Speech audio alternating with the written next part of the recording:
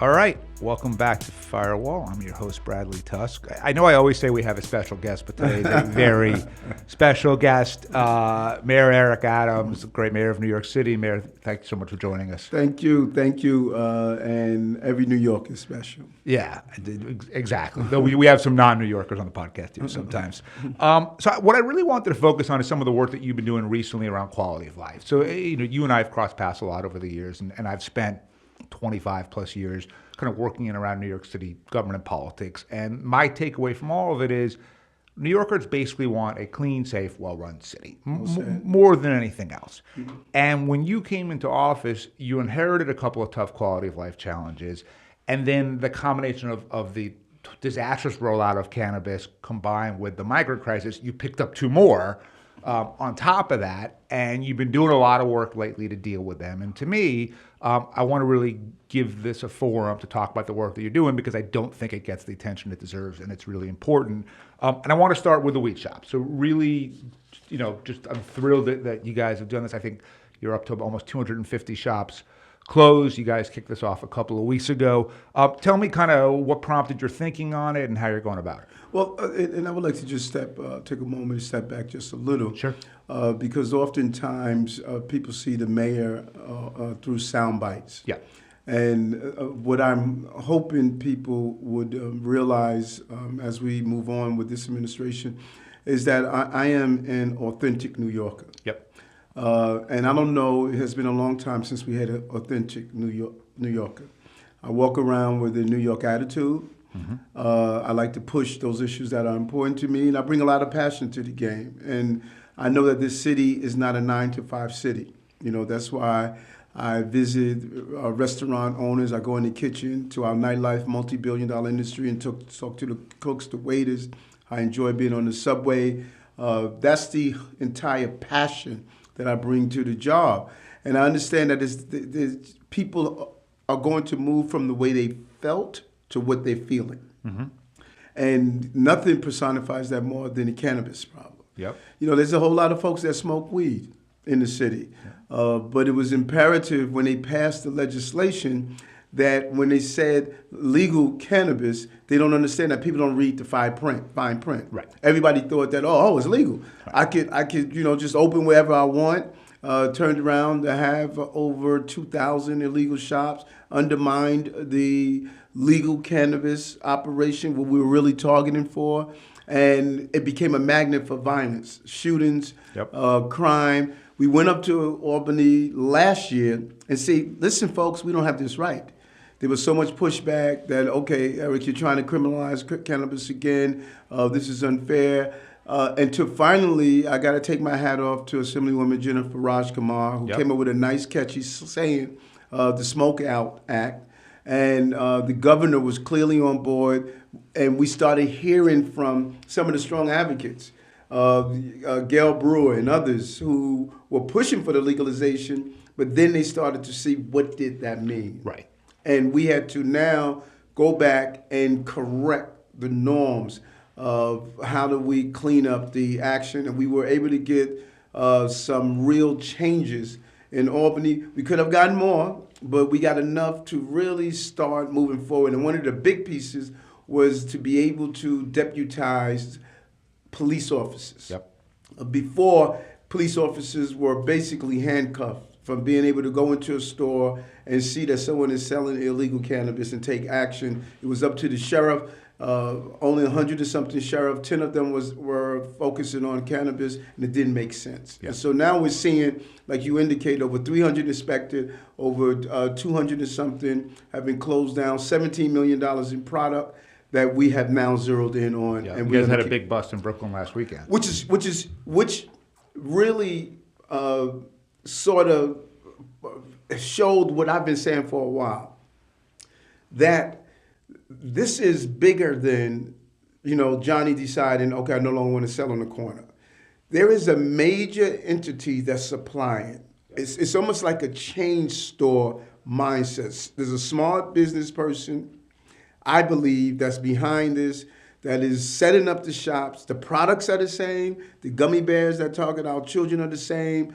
you can't have a similarity. It's like walking into a chain stores of McDonald's. They may call them different names, but they all have a Big Mac. Something's not right. Right. That's what happened at the Brooklyn Navy Yard. When we went there and did the big bust there, we saw millions of dollars of supplies. A whole network was there. Now we have to follow the distribution. Yeah, and you mentioned targeting our children. I think one of the big distinctions between the illegal shops and the legal shops is the illegal shops seem much more likely to sell to children. Right? I have 2 teenage kids, and they would both say that, they and their friends can get weed basically anywhere, which I don't think would be true if it were just the licensed shops that were truly operating according to the law. Is there sort of a need, you think, for sort of DOE and DOH to maybe even start launching some programs to help kids that have gotten addicted to weed? This is my biggest fear. My biggest fear is what our children are going through. Your children, I assume, are teenagers? Yep. 17 and 15. Yeah. So we almost can wipe our brow and say, wow, they got through some of the hardest times. Yep. Our young people that are growing up now, brother, listen, from the inundation of social media that is constantly bombarding them with negative images and thoughts of themselves, to the radicalization that you're seeing with their attractiveness as being a young person, to some of the radicalization and anti-American philosophies that's being pushed out, to access to those drugs that are out there. When you talk to our teachers, they tell you our children are high all the time. Yeah. And science has shown with marijuana and cannabis what it could do to a young mind during the brain development. We need to get serious about this, and we have not. I think we have become too lax, and the Chancellor and I have engaged in a real conversation. We have to get a real message. Remember that old commercial? This is your brain. Yep. This is your brain on drugs, showing that egg frying. It had a real visual. We need to go back and let young people create the content, and then play a role to say what this is really doing to them. And understand, I think, look, the weed when I was my kid's age was just nothing compared to the potency of what it is today. It's just, it's a different drug, right? And if kids can get it and smoke it every single day, like eventually they're going to mentally disable themselves. Without a doubt. Huge Without a doubt. risk. Right. And then the other thing is, as you're closing the illegal shops, hopefully OCM is starting to get their act together and will do a better job licensing. It does seem like you have a lot of people who have, in very good faith, gone through the process. They are MWE businesses. They've gotten community board approvals. They have, worked with legitimate landlords, and then they're still in no way given the chance to open up a store, and everyone's just kind of a jumble up there. How do you fix that? I know that's the state and not you. But but the governor, to her credit, she acknowledged the fact that OCM was a mess. The Office of Cannabis Management, who was supposed to be managing the opening of places, the licenses, the stories were horrid. Of people who invested so much money, they had to wait for a long period of time. We need to cut that time in half, and it needs to be a place where people can easily move through and get their shops open, and this way we could have legal locations. And you've been in government. The bureaucracy of government has destroyed so many businesses throughout time. Yeah. Let's hope OCM gets their act together, or turn it over to the local municipalities. Sure. And incentivize opening up the establishments in a legal way. That makes sense. So another issue that you've been vocal about is scaffolding, right? Yes. The Times did a study and showed that you could take all the scaffolding and stretches from Manhattan to Montreal, and the average sidewalk sheds are up for, I think, 500 days. And I think that it just breeds, kind of like the illegal weed shops, just this sense of anything goes, and everything feels a little more dangerous and unsafe. And I've talked to some of the DAs about this, and they agree. Can we just get local law 11 repealed? Like, what do we do about this? Yeah, real issue. Ever since I believe the woman's name was Grace, something fell off a building and killed her. She was like a Barnard student. Exactly, and killed her. And it does what we often do. We go to the extremes of things. Yeah. Instead of saying, okay, how do we correct the issue? And that's what happened here. And it's a real problem. And the goal is, I have to take my hat off to Deputy Mayor Mira Joshi, who did the good get sheds down. We have removed over 4,500 sheds under this administration, but it's not enough. What landlords have done, or building owners have done, they stated, okay, it's going to cost me several $1,000,000 to do the repairs. It's going to cost me less to keep the sheds up. We have to increase the fines. Yep. Once you get a certain number of days, we have to start increasing at a faster tick. We have to make the affordability of doing the repairs to be less than having this scaffolding up. Couldn't you use technology like drones to Yes, dramatically reduce the cost of all the inspection, and then that all of a sudden changes the economics in the way you just described? Yes, and we're really excited about that. You can go and do a drone that can do an infrared on a building and show you exactly where the loose brick is. And when I was borough president, it was the first time we started looking at it. We want to now incorporate that into the Department of Buildings. Jimmy Otto is really open to it. We think if we use technology better, instead of having to keep up a shed, a person can go exactly where that problem is. Like, it blew my mind how we inspect these buildings. Someone has a rope and climb down. Yeah, it's like 1953. You know what I'm saying? It's like Fred Flintstone doing it. So what do you, I know you have a recalcitrant council in general, and it's a council, by the way, that, primary turnout last year was 6.5%, so it is not a council, in my view, that is representative of the people of the city as a whole at all, and oftentimes they're sending you bills that I think are extreme, that you've had to veto. So how do we get the council to pass the legislative package you need to fix this? Well, Councilman Powell's and others, Councilwoman Menon and others, they realize that this is a problem. They are looking to go in. We want to have the necessary hearings and get in and rectify this, because it takes away the beauty of our streetscape. Yep. It just, like you said, it sends the message of disorder. Right. And when you're walking under a shed in the middle of the night, some people walk in the streets, it just adds to a cascading of problems. We believe with Councilman Powers and others, we can start the process of rectifying this. Yeah, that would be great. Another one that you've been vocal about is shoplifting. Yes. And we have a real problem here. And it's, maybe as New Yorkers, we're just too impatient. But I got to tell you, if I go to CVS and I want toothpaste and it's behind a case and I got to press a button and wait for someone to open it and all that, you know what I do? I order it on Amazon because it's easier. But then as a result, that takes a problem that we already have with vacant storefronts and makes it that much worse. And I think that same anything goes attitude that we see with scaffolding and illegal weed shops is also what encourages the shoplifting. So what can we do about it? And it's a combination. And we had a shoplifting task force that we put together, 5 of the DAs, the Attorney General, Deputy Mayor, Banks, former Chief of Department. He chaired the gathering with our large department stores, our local stores. And you're right. Think about it for a moment. People say shoplifting is a victimless crime. They're wrong. It is really one of those indicators that people believe that, you're living in a city that's out of control. I mean, when you have to walk in and wait for someone to unlock your toothpaste like you're in Caracas, Venezuela somewhere, it just hurts. But not only that, as a young lady, as a senior was telling me when I was in Harlem, she says, Eric, when my drugstore closed down, I had to get on a bus. I had to pay another fare to go to another location to get my prescription filled. So there are 3 major problems in this city that overshadows everything that we're dealing with. One is recidivism. The person who killed Detective Dillard,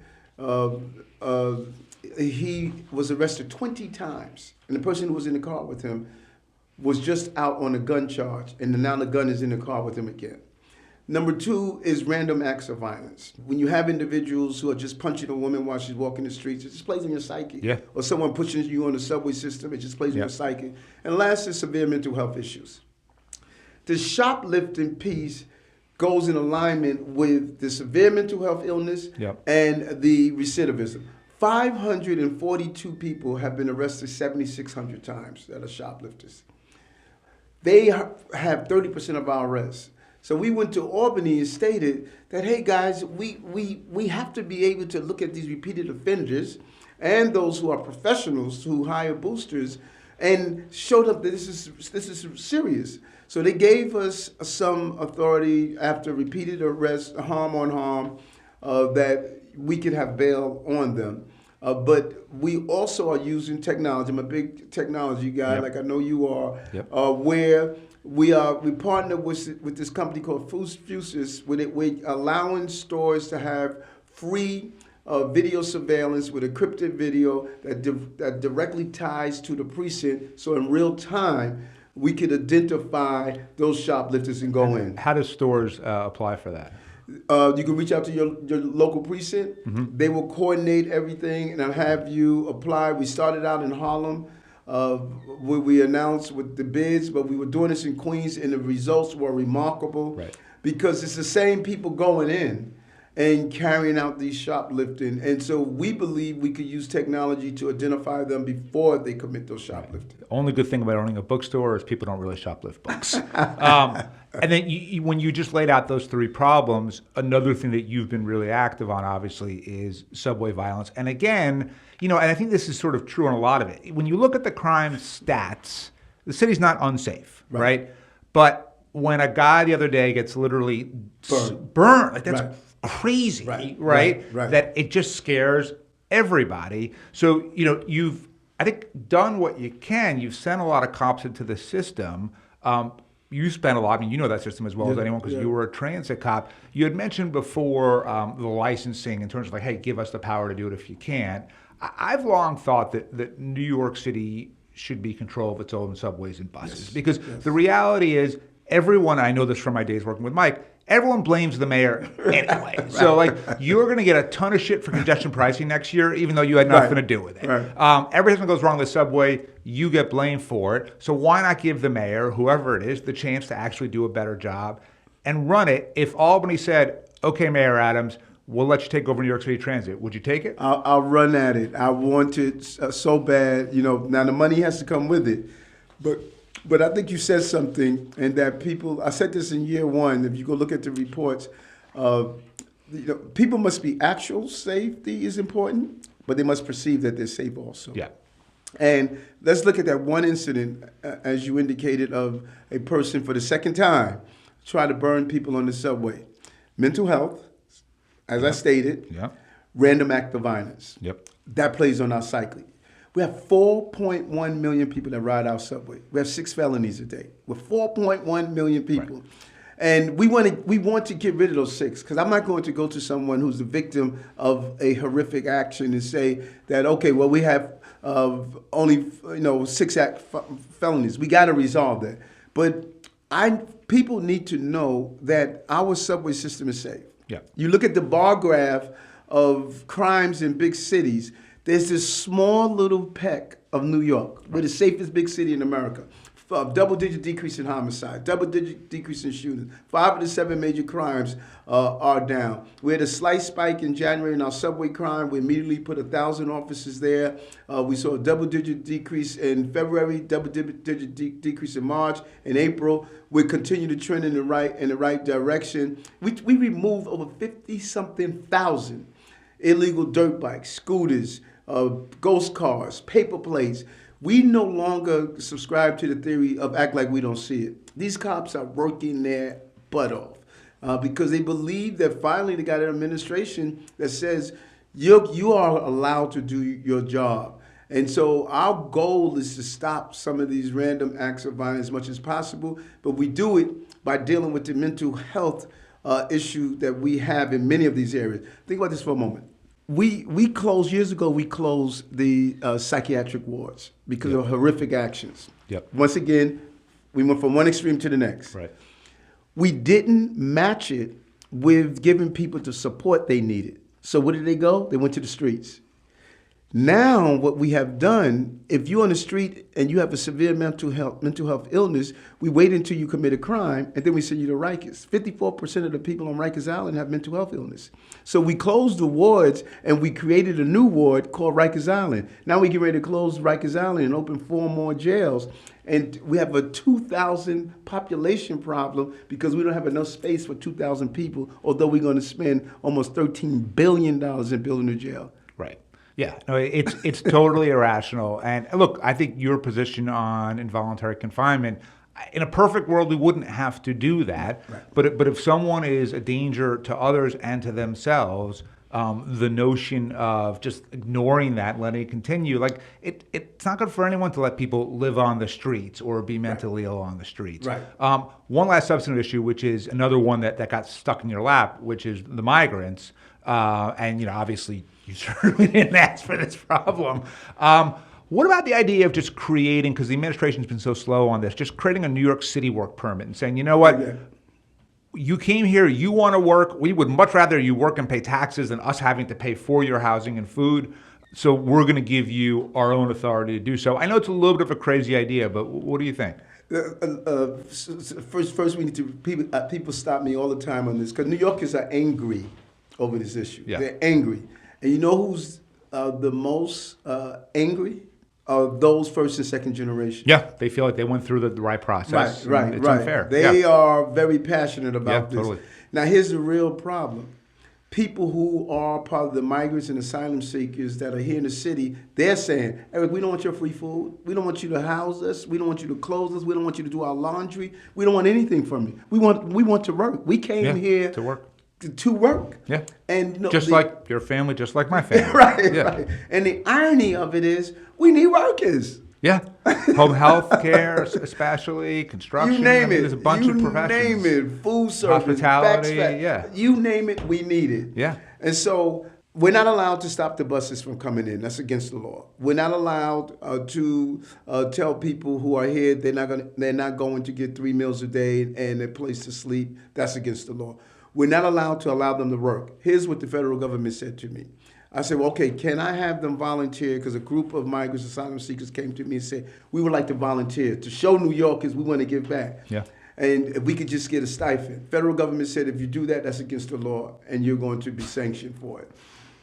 I have 3,000 people like Randall's Island sitting around all day doing nothing. Right, and nothing good comes to that. Come on, brother. Right. You know what I'm saying?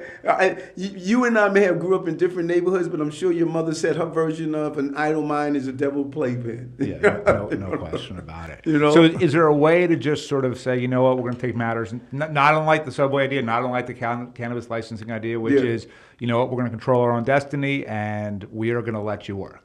And that is what I've received different ideas from different groups, because we're asking everyone, if you have an idea, come in. Someone presented some things to me the last few days. I did a walkthrough with the councilwomen over in the Astoria area, where you have these young, able-bodied, many West Africans who are saying they want to work. We want to see if we can move forward with our own, some form of version. Yeah. There was a law introduced in Albany. It may be challenged federally, but we want to do so. Now think about it. You know, we have thousands of Ukrainians that fled the war in Ukraine. You don't see them. They're allowed to work. Yeah. So if you could work from Ukraine, which you should, work from anywhere. Why can't you work from Colombia? Yeah, absolutely. That's what we're dealing with. All right, let's hope. Hey, Meredith, how do people learn more about all the different things you were just talking about? You can go online. The number one, employment. We have a great job site, New York City Jobs, NYC. We really encourage people to go on. We drop unemployment in the black community. It was 4 times the rates of whites. It has dropped to 2 times, less than 8% for the first time since 2019. That's one portal into it. But then just going onto our New York City .gov website and just see all the stuff that we're doing. We have some real a lot to be proud of. And I've been saying to New Yorkers, fall in love with the city again. Listen, man, sometimes you're in a marriage so long, you forgot why you love the person in the first place. Some people have been living in the city so long, they forgot why we love it in the first place. This is the greatest city on the globe, no matter what they say. 2 types of Americans, those who live in New York and those who wish they could, man. We're the lucky ones. There we go. Mayor Adams, thank you so much for joining us. Thank you. Good to be here. Firewall is recorded in my bookstore, P&T Knitwear, located at 180 Orchard Street on the Lower East Side of Manhattan. We'd love to hear from you with questions, feedbacks, or idea for a guest. Just email me at bradley@firewall.media or find me on LinkedIn. And to keep up with what's on my mind and my latest writing, please follow my new Substack at bradleytusk.substack.com. Thanks again for listening.